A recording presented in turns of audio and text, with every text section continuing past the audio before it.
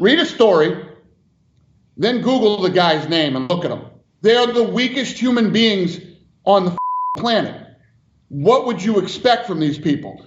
What they write about and trying to instill fear in everybody is exactly what you would expect from this weak-looking human being. Right. Okay? Absolutely. That's how I look at the media.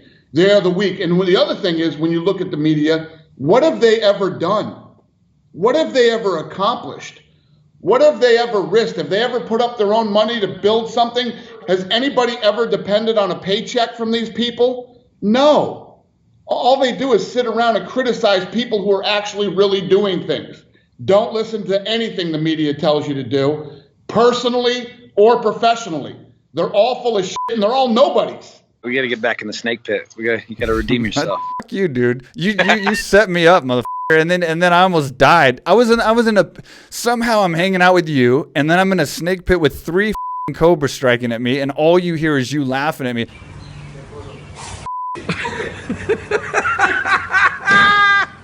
I've been good, man. You've been cranking these out. I've been watching them. I'm like, this dude ain't bullshit. You were my first one back after 9 months off. And I got serious about it, wanted to do it this way, this format, where I could just knock them out of my house and just do them, via Skype. And it's been probably 40 episodes since then, dude. It's just been... Yeah. It's been good, though, because you get a lot of different fighters and different perspectives, and your relationships with different people is going to make them answer questions differently, because when they're just a reporter, sometimes they don't feel like you went through the grind, you went through the struggle, you know what I mean? But when you're a fighter, it's like... we're willing to give you the extra edge because you appreciate and you're actually understanding. So yeah. I've been checking them out. They've been dope. Thanks, man. On MMA Junkie, I told them, I was like, hey, the next wave of fighters will either be from Cuba or Dagestan. And they're like, Dagestan, where's that? And I'm like, it's in Russia. So it's like Sparta. I was like, all they do is fight, wrestle, kickbox, something with combat. And they didn't believe me. Well, Khabib pops up, beats Kamal Sharus. I knew his coach at that time, Murad. So when I seen him in Strikeforce, I said, Murad, tell Khabib he's to come to AKA. And he's like, what do you mean? I was like, he's to come to AKA, man. We have a lot of people there. I dropped all the names of you, Fitch, Thomson, everybody. After that fight, Khabib came to AKA, and the rest is history. There's a side of me that is vicious, and there's a side of me that is a fighter. That enjoys the blood and enjoys the hurt, and sometimes I'm afraid to unleash it, and that's what we're gonna do this weekend is unleash it, like see it, like bite down on my mouthpiece and feel my fist hitting her face. Yeah, you scared me right now. When you bit down like that, like I saw the beast. You're so nicely dressed and you look so good, and then you just bit down for like in a split second. It was like a Mike Tyson interview. It was like, wow. Hey, let me see the Mike Tyson pillow, man. I got to see this thing. That was awesome. That's I got so Uncle cool. Mike, man. I love this pillow. That is the best. I got Aldo. I got Jose Baldo right here. I got Ipo Shaw. Oh, wow. I got. I'm gonna say this too. I got the greatest of all time right here, Demetrius Johnson. Even though I say a lot of shit, I still think he knows the game probably more than anybody. And obviously, I got the Triple C in the back. Oh, let me see that one. Let me see that. Oh, don't be shy with yourself. Come on, get up here with all them belts. Damn, dude. Yeah, so I got the 2 belts, the gold medal. Man, I love your energy, man. Bro, I don't even want to give that dude the time of day until we can make it happen. Because everybody's like, oh, why you block him? Or, oh, I'm scared of him. I'm like, no, see, the thing is, I'm scared of myself. And you want to play with me over the internet? Because you would never say these things to me to my face. Nobody would. Nobody could. Because I would do something about it. I don't care who you are. I don't give a bro. Nobody's going to play with me in my life like that in my life. If I can see this mother in the street, I will do it for free. When you guys had your freshman year fighting and everybody was on you guys and we were still like in the Ultimate Fighter House and stuff like that, I got a chance to see what it was going to be like. So when I came onto the scene, I already came on there like super pissed off and ready to get the slack that you guys got.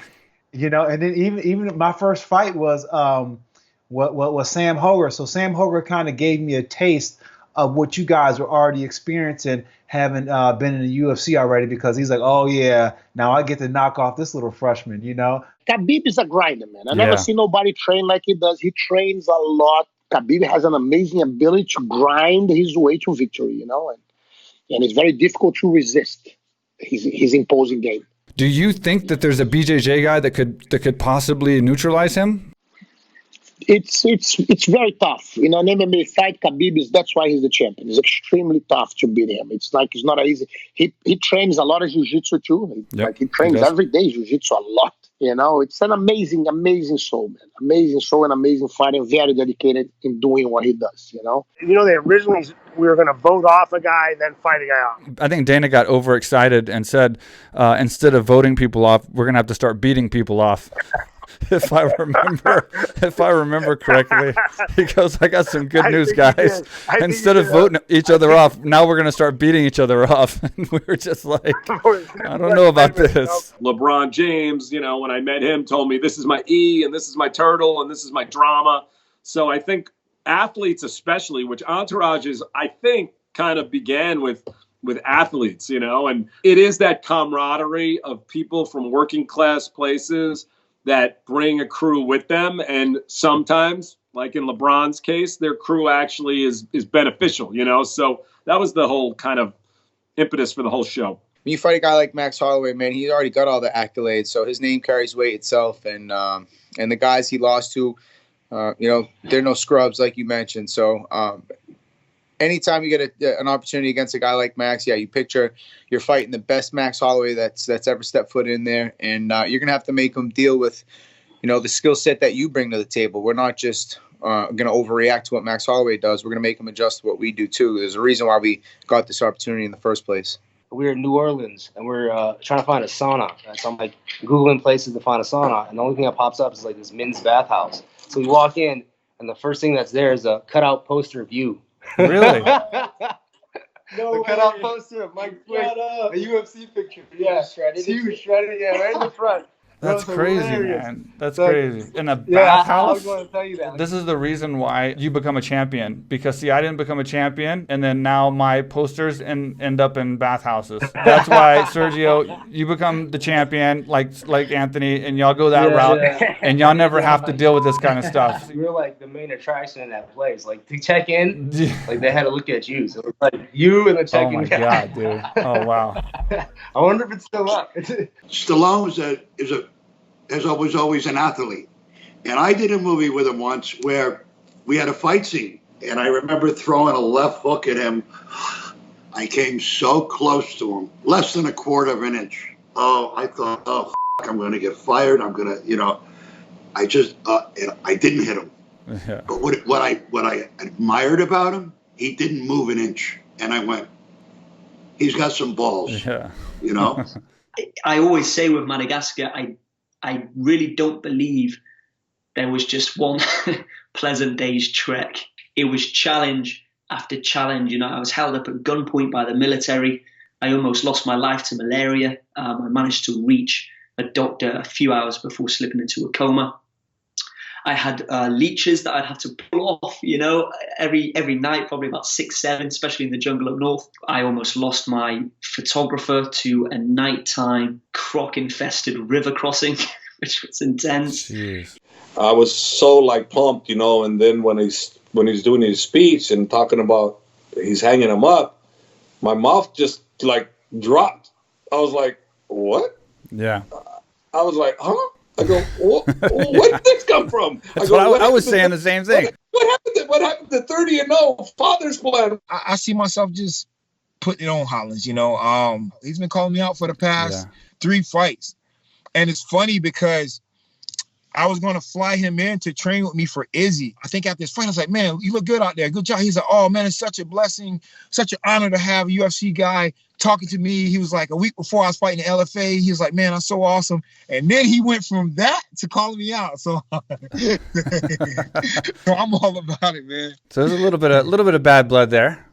Yeah, a little bit. I just remember Crazy Bob a couple times at some of the Boise promotions that we went to. He would just walk in behind the desk to the cash register. Before the fights even started, he would just grab all the cash, count out our show money, And then he would like put the rest in the register, and they'd be like, "Hey, what the you doing?" He's like, "Making sure my guys get paid." Yeah, of course. So, like, you know, and then we would always get our show money, and other promotions or other fighters would not. They ended up getting stiffed. Yeah. You know, because the promoter would just take the cash and bounce. I'm helping Hav with a lot of stuff with AK right now. So we're taking AK global, and we're expanding AK Thailand. We're looking at a lot of different expansions and just things that haven't been done by a gym, and things that you know, a gym, especially in this category, sports combat, haven't done before. And so it's a lot of work, and it could propel into something big. So I'm looking at like probably my own private yacht and a private jet in 5 years. No, I'm just kidding.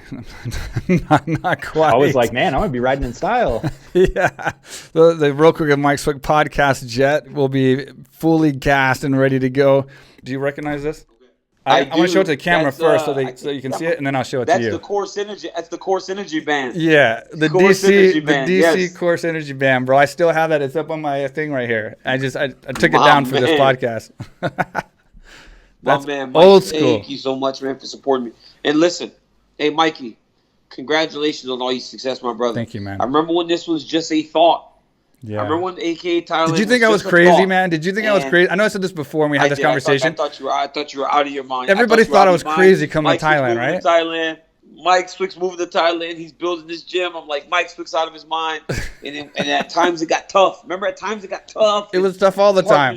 You know, things just weren't what they were supposed to be, and you just stayed to the plan. And now you have got a beautiful facility over there. And it's a fighter's paradise. Thank you, sir. And I can't wait to visit one day.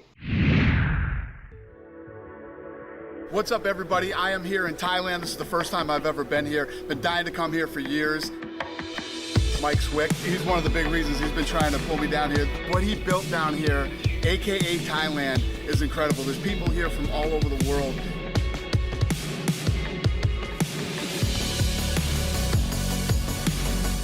You can train mixed martial arts here, jiu-jitsu. They have weightlifting, they have cardio, and obviously they have Muay Thai, boxing, everything.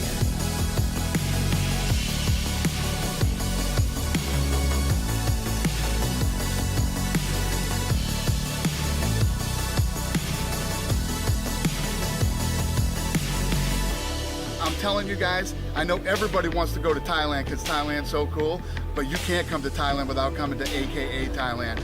Come on.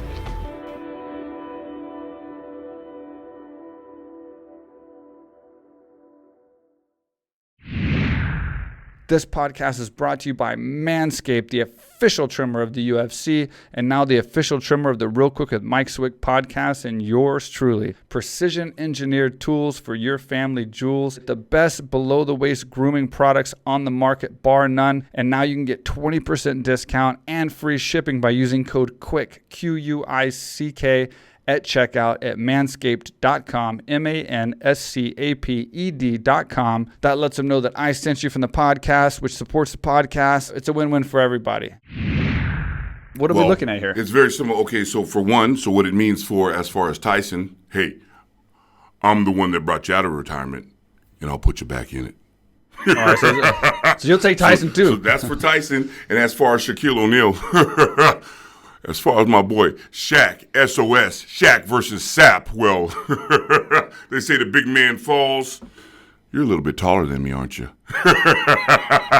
Seems like just yesterday I was making you candy bar smoothies. But there was protein powder in them, so that had to be good for it. You had more experience, you had more fights, so I'm like, all right, man, he's going to make a protein shake. I'm kind of hungry. This is going to be good, man. He knows more about what to do. I'll let him be in charge. And I was just standing there with you, and you're putting in like protein and like healthy stuff. Then you're just like, fucking put a candy bar in there, like some ice cream. And I was like, oh, we can do that? Like you, No, you can. We can. What's going to happen on this first UFC fight? I really want punishment. You know what I'm saying? You want to punish this poor guy. I don't like I like chaos, but I don't like chaos like I like punishment, you know. I like show my skills and finish all my fights on second round. My first round is just warm up, but in second round is what I like to finish in my fight. You announce with the same enthusiasm and the same power when there's nobody in the audience as when it's 20,000 people erupting loud. Whenever I'm in the octagon, if you notice, I never took my eyes off you. It's always me and you looking into the eye of the tiger. So you take that attitude, I go in. As long as I'm looking into the eye of the tiger, it's always just about me and them at that moment. This is the moment we've all been waiting for. That's my job. That's what it's all about. Oh yeah, I'm 100%, not a little bit. I'm 100% against the government telling me to do anything, like at all. Them telling you to close down your business, insane to me. It is my opinion, and it was the America's opinion, like the founding fathers' opinion. That is not the government's place to tell us what to do in any way, shape, or form. They work for us. And we stayed in one of Saddam's palaces when we were in Baghdad. That's so crazy. We stayed in the same place. We stayed in Saddam's palace. Let me ask you this. Did you get a rash on your ass? No, I didn't stay in that room. I did. Me and my brother both got a chapped ass from the toilets at Saddam's place. 2 months, our asses were itchy as I got to be a big kid for like 6 months. Every day I got to tell people, shut up, fool, all the time. But the best memories I had is Chateau Copley, the character that played Murdoch. Him and I, we was the only two legit A-Team fans. The whole time me and him was together, we act like Mr. T and Murdoch. It was so fun. I told this to Floyd in his face. I said, realistically, boxing, it's a playing by the rules. If Khabib met you in a street fight, he will beat your ass. And the UFC is just like almost like a street fight, right? Yeah. Like if they fight, Khabib will maul him. And I think I told him, and I was talking back. I said, you have to get life insurance because he might kill you. Yeah. Khabib is Floyd is a small guy. He's fragile. And I think for someone like Khabib grabbing you and laying on top of you, he gonna make him suffocate. And I don't want to see Floyd get hurt because I don't think it's an equal fight. I don't think it will be a fair fight for Khabib to fight Floyd in the UFC. I don't know, like, and he said in an interview, like, he's never gonna see me again because of the way I acted and stuff, and I was like, even in my post-fight interview, like, Israel thinks he got it all figured out, and I'm like, guess what, motherfucker, I'm here in the mix now. I really am. I'm like the guy that, you think you're kicked out of the door, and then all of a sudden, you look out of the window, and he's there doing like this to you, Yeah. Like, I'm a hunt you, man. I'm a hunt you. And he knows, man. He talked about me multiple times, and I think me and him are 100% gonna fight again. 100% fight again, and this time I will leave no doubt. What do you feel about magic? Do you find it fun or terrible? I don't know. I think it's weird, man. I think it's like a cult.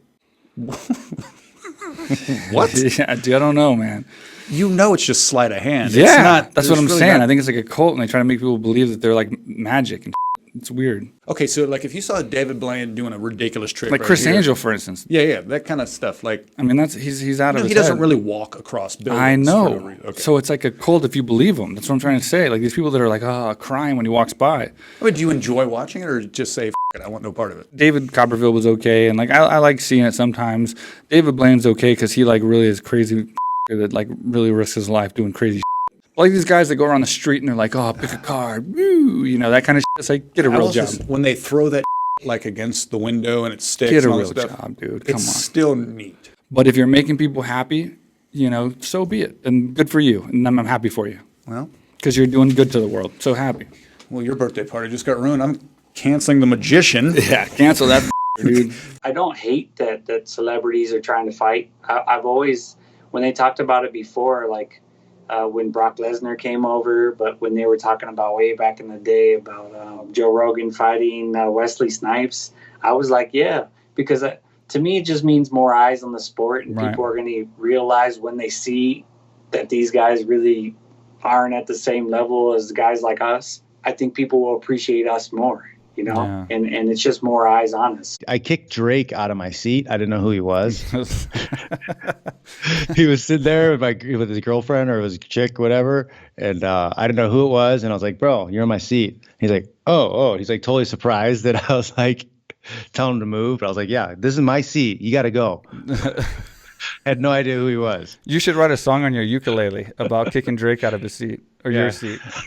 And believe it or not, which you probably will believe it, I'm a geek. Comic book knowledge and Star Wars movies. That's what I'm I didn't know into. that. Okay. If you tell me who's in the Super Bowl, who's going to be in the World Series, I don't even know, to be honest with you. I love fighting, and I love the geek. I had the opportunity to go see a movie that Michael Mann directed called The Last of the Mohicans. I took about 4 steps out of the theater, and I looked at him and I said, I have to be in that business. And then from that moment, I made the decision that whatever I had to do, I was going to figure it out. Out of all your celebrity clients, if we could ask, who is, I'd say, the closest you've seen to be like, okay, this guy could be something fighting. Fighter talent. Yeah, Who like could have actually competed? The most natural, raw talent, I think Usher. Drake hits hard too. Like Drake hits real hard. Like he got a big right hand. If he can like sit down on his punches and put it together, he could definitely compete. Usher has some decent talent. That's great talent. And training for a long time.